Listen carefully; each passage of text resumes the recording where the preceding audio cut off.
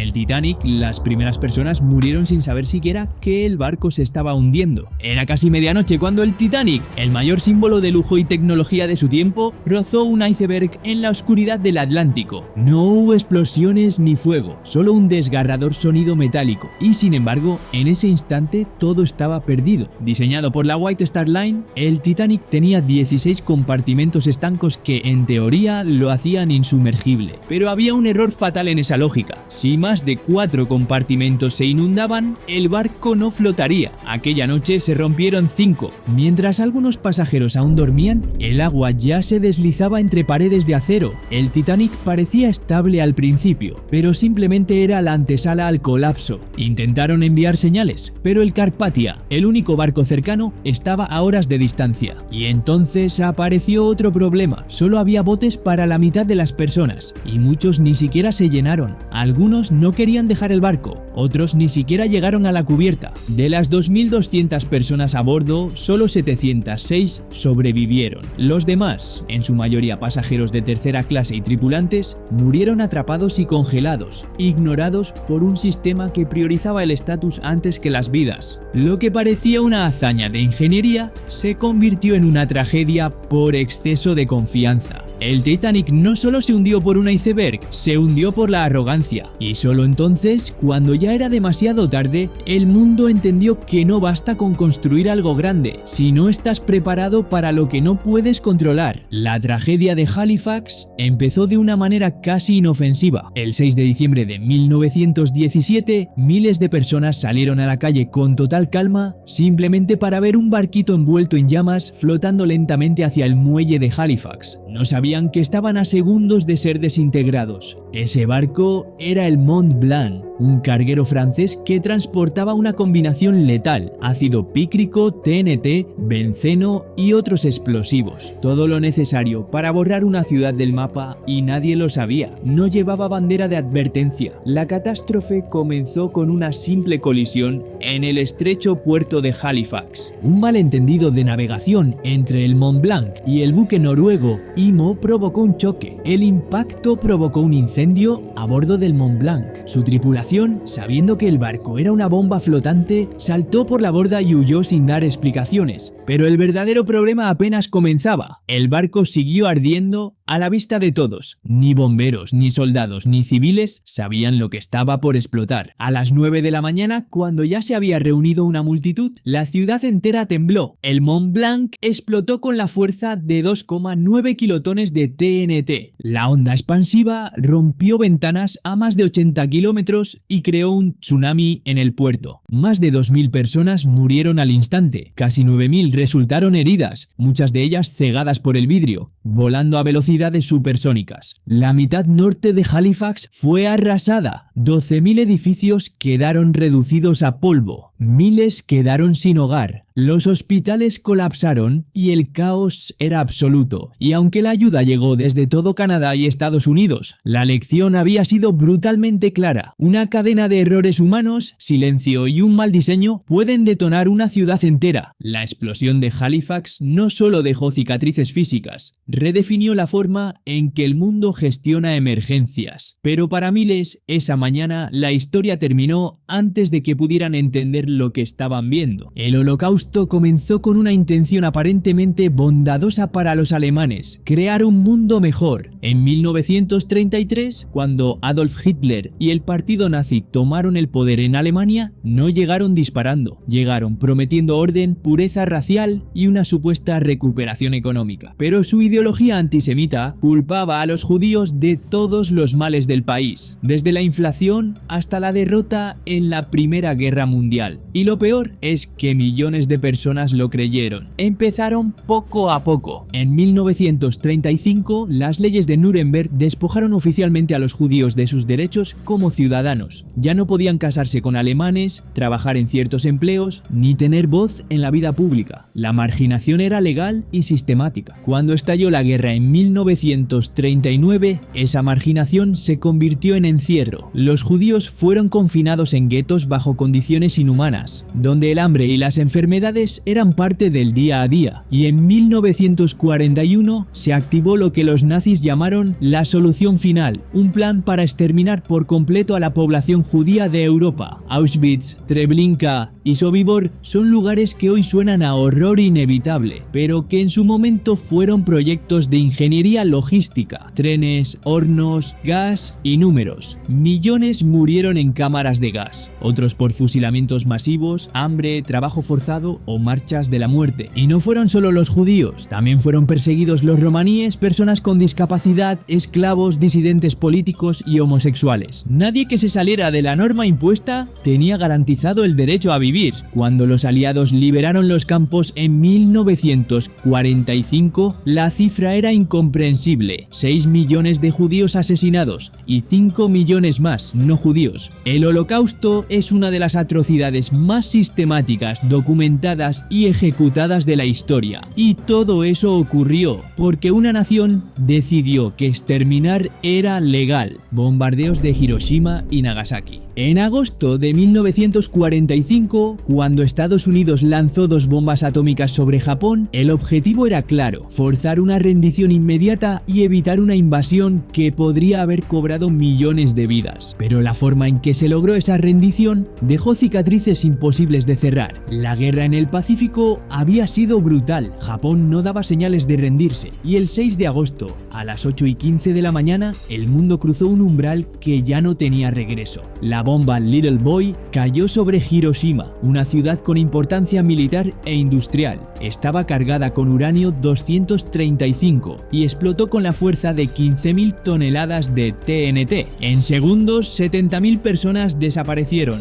Otras decenas de miles murieron lentamente en las semanas siguientes por quemaduras, heridas y radiación. 3 días después, el 9 de agosto, se lanzó la segunda bomba, Fat Man, esta vez sobre Nagasaki. Aunque más potente, 21 kilotones de explosión, la geografía montañosa de la ciudad limitó el daño. Aún así, 40.000 personas murieron en el acto. Para finales de 1945, más de 200.000 personas habían muerto entre las dos ciudades, la mayoría civiles, mujeres, niños y ancianos, y muchos más quedarían marcados de por vida por enfermedades, traumas y malformaciones genéticas. El 15 de agosto, Japón se rindió oficialmente. La Segunda Guerra Mundial había terminado, pero lo que comenzó ese mes fue algo completamente distinto: la era nuclear, una etapa de miedo constante, carrera armamentista y preguntas que aún hoy no tienen respuesta. El desastre de Texas City, un fertilizante, el mismo que se usa para hacer crecer cosechas, fue lo que destruyó una ciudad entera. El 16 de abril de 1947, en el puerto de Texas City,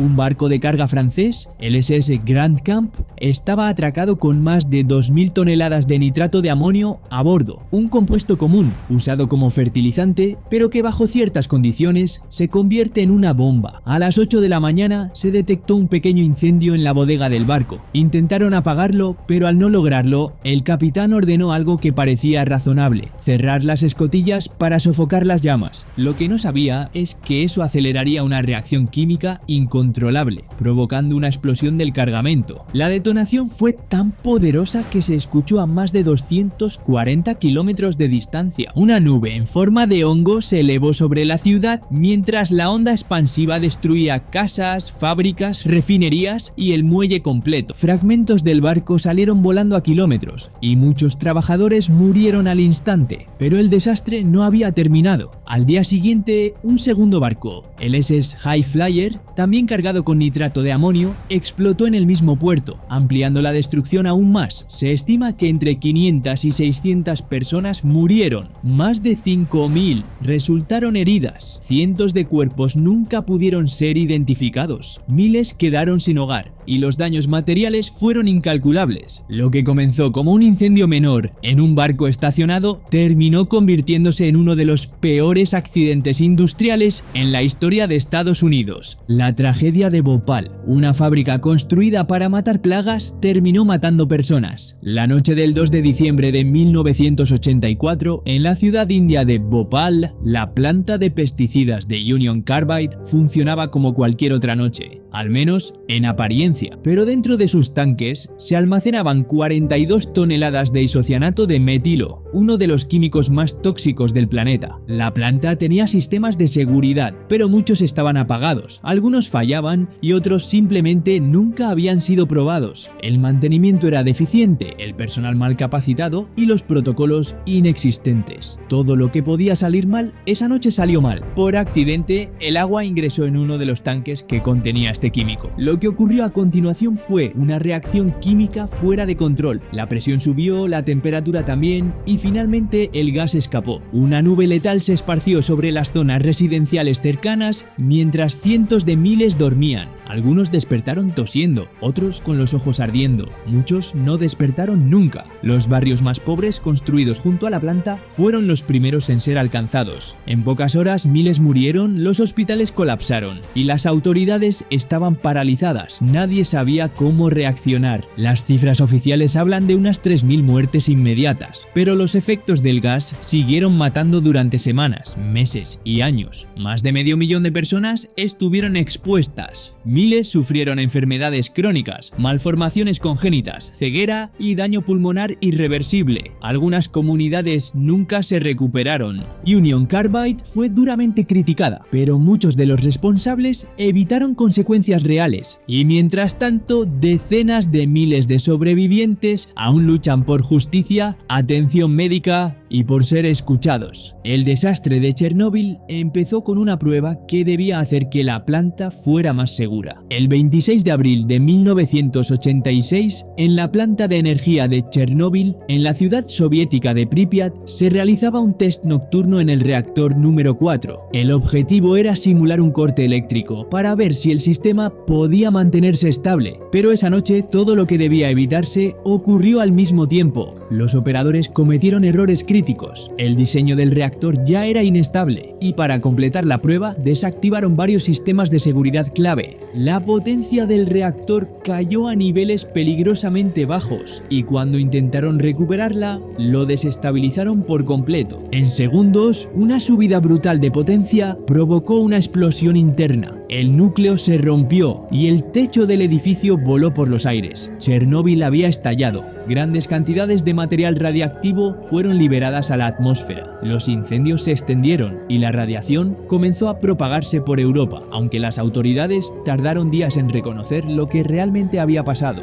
Bielorrusia, Ucrania y Rusia fueron los más afectados. 2 trabajadores murieron en la explosión. En los días siguientes, 28 bomberos y técnicos más murieron por síndrome de radiación aguda. Pero eso era solo el principio. Cientos de miles de personas fueron evacuadas y Pripyat se convirtió en una ciudad fantasma en cuestión de horas. Con el tiempo, los efectos de la radiación comenzaron a aparecer. Cáncer de tiroides, enfermedades congénitas, mutaciones, trastornos inmunológicos. Algunas estimaciones calculan que los muertos indirectos podrían llegar a decenas de miles. Chernóbil fue un punto de inflexión. Demostró que un error técnico en el lugar equivocado, con las decisiones equivocadas, puede contaminar países enteros. La masacre de Columbine fue un plan ejecutado con precisión por 2 estudiantes del mismo colegio. El 20 de abril de 1999, en Littleton, Colorado, Eric Harris y Dylan Klebold, ambos de último año en la escuela secundaria Columbine, pusieron en marcha un ataque que llevaban más de un año preparando. Habían acumulado armas, explosivos caseros y municiones, con la intención de provocar la peor masacre escolar en la historia del país. Esa mañana colocaron bombas en la cafetería. El objetivo era claro: detonarlas durante la hora del almuerzo y disparar a quienes intentaran huir. Pero las bombas no explotaron. Así que a las 11:20 comenzaron el ataque con sus armas. Dispararon primero a estudiantes que estaban afuera. Luego entraron al edificio y caminaron por los pasillos con total calma. Se dirigieron a la biblioteca. Allí se burlaron de las víctimas antes de dispararles. Hubo un breve tiroteo con la policía, que llegó rápido al lugar, pero dentro del colegio el caos ya era imparable. El ataque duró 47 minutos. Al final, Harris y Klebold se suicidaron en la biblioteca. 12 estudiantes y un profesor murieron, 21 personas más fueron heridas de bala y cientos quedaron marcadas de por vida, no solo por el horror de ese día, sino por el hecho de que los atacantes eran compañeros. Columbine lo cambió todo, pero también dejó claro algo que nadie quería aceptar: el próximo atacante ya no era un desconocido, podía estar sentado en el mismo salón que tú. El atentado del 9 de noviembre, el ataque terrorista más devastador de la historia moderna, ocurrió en pleno corazón de Nueva York, a plena luz del día. El 11 de septiembre de 2001, el grupo extremista Al-Qaeda coordinó un ataque sin precedentes. 19 terroristas secuestraron 4 aviones comerciales para convertirlos en armas. 2 de ellos fueron estrellados contra las torres gemelas del World Trade Center. El impacto fue devastador, pero lo peor vendría después. Ambos rascacielos colapsaron, arrastrando miles de vidas bajo una nube de acero y polvo. Un tercer avión se estrelló contra el Pentágono, y el cuarto, que se dirigía hacia otro objetivo en Washington, fue detenido por los propios pasajeros, que se enfrentaron a los secuestradores antes de que el avión cayera en un campo en Pensilvania. Casi 3.000 personas murieron ese día, la mayoría en las torres, otras en los aviones y en el Pentágono. Miles más quedaron heridas y millones presenciaron en directo cómo el mundo cambiaba para siempre. El 11S, como consecuencia, desató guerras, alteró la seguridad global y dejó una pregunta permanente: ¿cómo fue posible que nadie lo anticipara? La tragedia de Fukushima, una de las plantas nucleares más avanzadas del mundo, fue destruida literalmente por agua. El 11 de marzo de 2011, Japón sufrió el terremoto más fuerte de su historia moderna, pero no fue el sismo lo que provocó el desastre nuclear de Fukushima, fue lo que vino después. Un tsunami con olas de hasta 40 metros golpeó la costa y arrasó con todo a su paso, incluida la planta nuclear Fukushima Daiichi, operada por Tokyo Electric Power Company. El agua inundó las instalaciones y desactivó los generadores de emergencia, esenciales para enfriar los reactores. Sin refrigeración, el sistema colapsó. En los días siguientes ocurrieron 3 fusiones nucleares. La presión interna aumentó, el hidrógeno se acumuló y finalmente los edificios de los reactores explotaron, liberando materiales radiactivos al aire. La tierra, el agua y los cultivos quedaron contaminados. Más de 150.000 personas fueron evacuadas. Aunque no hubo muertes inmediatas por radiación, el caos de la evacuación, el abandono de hospitales y el estrés causaron al menos 1.600 muertes indirectas, la mayoría personas mayores. La zona de exclusión de 20 kilómetros aún sigue activa y el proceso de descontaminación llevará décadas. Japón cerró temporalmente todas sus plantas nucleares y el país entero replanteó su relación con la energía atómica. La masacre en Sandy Hook, una escuela primaria, el lugar donde los niños deberían estar más seguros, se convirtió en una escena de guerra en menos de 5 minutos. El 14 de diciembre de 2012, Adam Lanza, un joven de 20 años, comenzó el día asesinando a su madre. Luego se dirigió a la escuela primaria Sandy Hook en Newtown, Connecticut, armado con un rifle semiautomático. Ingresó disparando a través de una ventana. Dentro del colegio, el pánico fue inmediato. En solo 5 minutos, mató a 20 niños y a 6 adultos, incluyendo maestras y personal que intentaron proteger a los alumnos con sus propios cuerpos. Algunas aulas lograron esconderse, otras no tuvieron tiempo. Cuando la policía llegó, Adam se quitó la vida. Las víctimas eran tan jóvenes que ni siquiera sabían que era una amenaza real. Se reavivó el debate sobre el control de armas, la salud mental y la seguridad escolar. El presidente Barack Obama pidió reformas urgentes, verificaciones de antecedentes más estrictas y prohibición de armas de asalto. Pero a pesar del clamor público, no se logró aprobar una legislación federal significativa. No olvidéis apoyar este tipo de contenido suscribiéndoos y viendo este otro vídeo muy curioso que os encantará.